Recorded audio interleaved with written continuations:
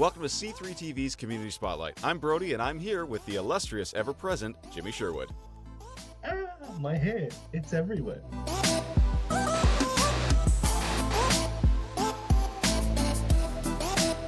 Jimmy, thank you so much for being here today. I know you're waking up really early, and I'm staying up really late to make this work, but you're worth it.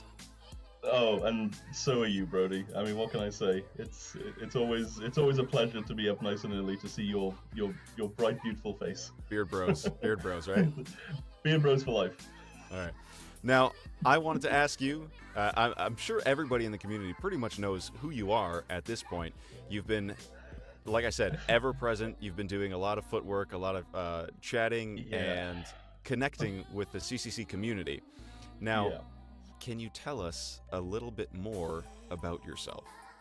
Oh God, where do I begin? That's the big question. I mean, I recently graduated university, and then I hopped into the community just out of the blue, I guess is the best way to describe it. I did my degree, learned a lot from my degree, and then I bought a pretty fancy microphone and decided, hey, let's get into voice acting. Let's see where this goes. And here I am is the best way to put it. And here you are. And here I am. Now your degree was what again? My degree was film and television, but I've tended to focus a bit more on online media and digital culture and stuff of that nature. So my thesis was on YouTube and marketing and how people make money on YouTube. So that kind of, I think that kind of encapsulates what my experience with university was me being like a marketing nerd whilst also picking up editing skills and how to use a camera and all these little things which have come in pretty handy when doing voice acting. So I'm very thankful for my degree. So you've always been a creative at heart, basically. Oh yeah, I've been making YouTube videos since I was 13, I think. I was really young when I made my first YouTube video, and I think, oh God, this is going to be embarrassing to admit. My first ever YouTube video was me rapping. I wrote a little rap, and it was the worst thing in the world. It was god-awful. But then, like a few years later, I decided, okay, I'm going to try and create a format. I'm going to try and like actually make a proper show. And so I started making videos with my grandmother. And those were really interesting. It was mainly just me getting questions from like Twitter or the community back then, and basically just seeing how she reacted to certain questions. And she was always a very comical responder. And she was also partially deaf, which led to even more interesting reactions. What? I didn't hear you. What? Well, just to sum things up, one of the most classic moments she has, I asked her who are One Direction, you know, the pop group. Yeah. And what I learned was she interpreted that as who won the election, and so she goes on a rant about the Conservative government and how the Tories are ruining the UK, and it was one of those moments of like, oh, I've got something special here. This is good. I like this. That's awesome. If you've ever been driving in the car and you think you hear the lyrics a certain way, and just the older people usually get it way wrong. Yeah, definitely. It was one of those moments of like such pure miscommunication. It was so beautiful, and it was like, yep, this is like a gem of comedic gold, and I'm going to keep a hold of that for the rest of my life. Which is, it's really nice to have a kind of memories like that in digital format. Yeah, I've got this whole archive now of videos of me and my grandmother, and every now and again I look back at them, and God, it you know, me and my family just enjoy watching them every now and again, and they're so funny. It's great. I love doing it. And the channel of this is where can we find this? I'm not giving that away. That's one of those few things. Since rebranding myself as a voice actor, I'm like, nope. That's gonna be like my personal archive of videos now. And now this is my professional YouTube channel. Okay. Even though I've only got like one video on it at the moment. Okay, everybody, I'm putting this on the record. I'm going to try and convince him to just give me a small clip to put in the video right now.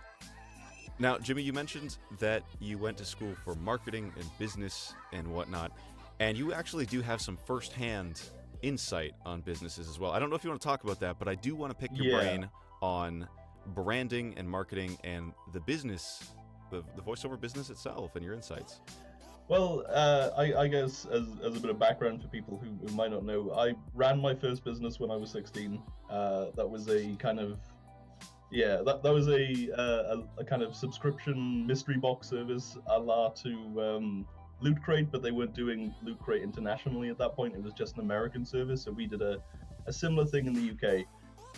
And then when I was 18, we started the second company, which was a comic mystery box and a candy mystery box. So we kept with that motif, but we kind of, at that point, Loot Crate was coming to the UK, and they kind of took all of our clients, which I understand. The monopoly of it, yeah. Yeah. So it's just one of those moments. So we improvise, we overadapt. We improvise, we adapt, we overcome. Kind of, that's the meme. I've never actually heard that, but I like that. Yeah. Yeah. So we basically kept with the motif, switched up our business model, and that went well. And so in that time, I did a lot of internet marketing and social media marketing, and I preach about it to everyone I can about how to use social media and making use of these basically free tools at your disposal to sell yourself and to market yourself. Yeah. So that's one of the things that I like to try to tell everyone to do. And I'm just like, you need to pay attention. You need, there's a lot of people it's fine. I'll get to it. I'll get to it later. I'll get to it some other day. And it's like, no, but if you start today, you'll start making money tomorrow. It's just start doing it. Just start doing it. That's my kids these days and the misappropriation of social media. Yeah, I mean, if you don't start, you're not gonna get anywhere, and even a poor start is better than no start. There's a mantra that I go by that I've been using quite a lot frequently. Good is better than perfect, right?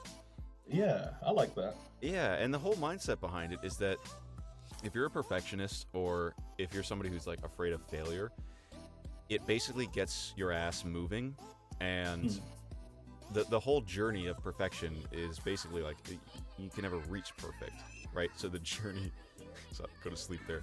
The journey is basically trying to get to perfection, but that journey really never ends. So you have to stop at good and then continue on to the next thing, right?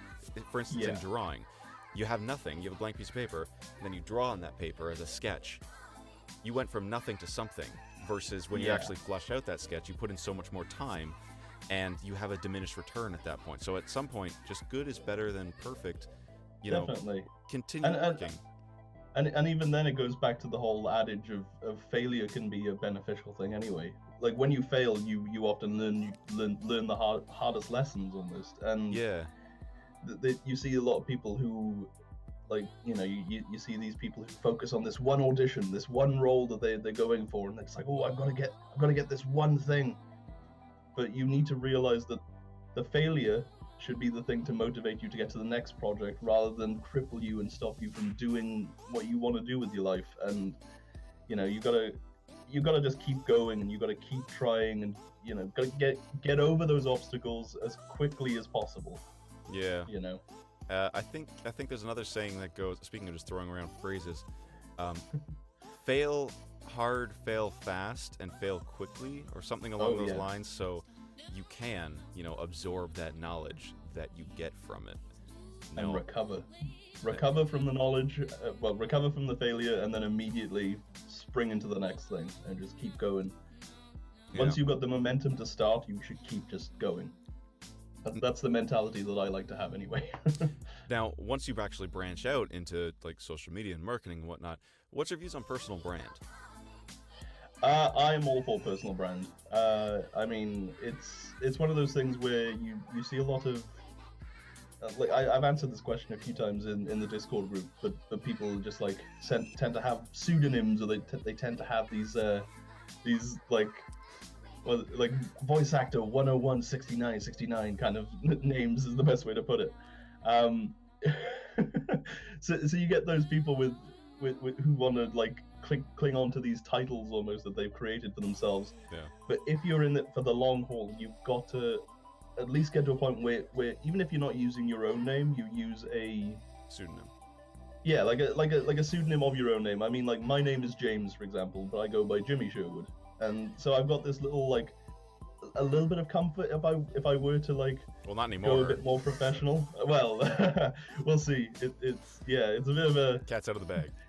yeah. It's like damn it, like all my future employers will see this video, but I'm fine with that. You know, And yeah, I'm used to it at this point. I think like with as a person who's grew up with social media and having the self-awareness and being careful of what to post online just because of that, it's a good kind of mentality to keep.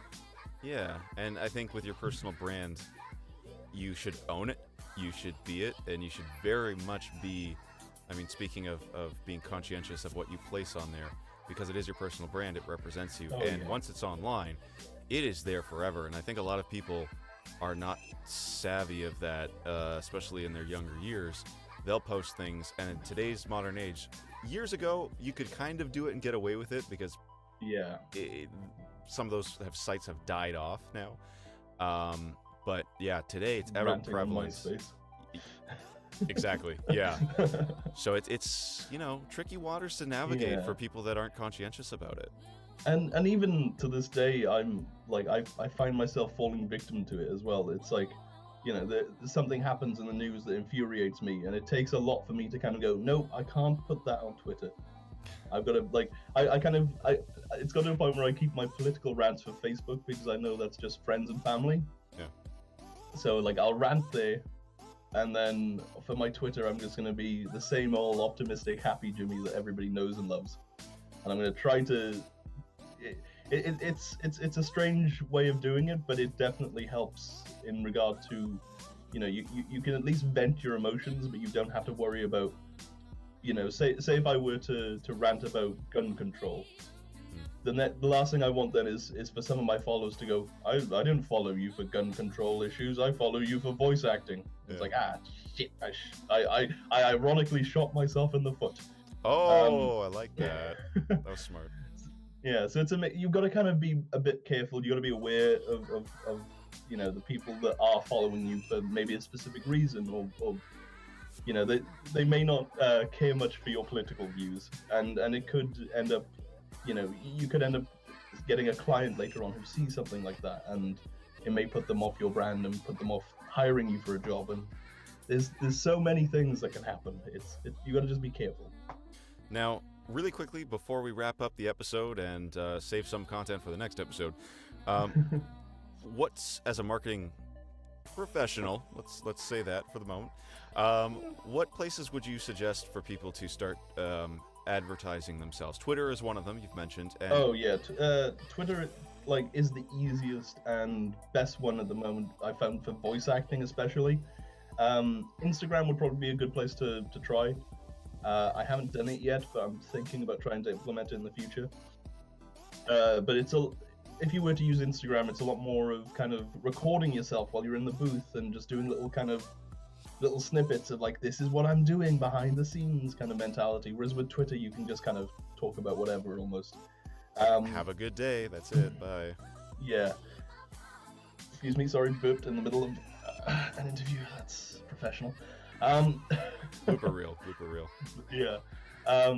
And then Facebook groups. It's quite a strange thing, but at the moment there are thousands of these little kind of Facebook communities almost, where a lot of people are posting jobs and also kind of promoting themselves. They're very hit and miss. That's the thing. There's a lot more drama over on the Facebook area. So I'm kind of I'm a little bit hesitant of it right now, but I've heard good things, and I've been reading good things about using Facebook groups. But I like to try to focus on one at a time. So Twitter is my jam right now. Yeah, so I'm focusing on that, and then once I've got an established brand, I guess, on Facebook, I'm gonna then move to the next one and move to the next one. Right. That's how I focus, and I think that's how most people should do it as well. Cool. Well, guys, that's the end of this episode. Thank you so much, Jimmy, by the way, for joining. And I'm actually going to let you do the outro today. Let's do this. So if you want to check out more C3 TV content, just hit the subscribe button.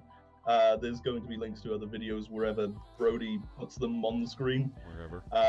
If you want to hit me up on Twitter, I assume it's going to be below the entire video. Yeah. Just hit me up if you've got questions on marketing, voice acting, etc. My DMs are always open, and I'm happy to just get chatty and answer any and all questions that may come my way. And if you want to check out my YouTube channel and the one video that I've got put on it, you can also do that too if you so desire. Thank you for having me, Brodie. It's been a delight as usual. Thank you, Jimmy. See you guys.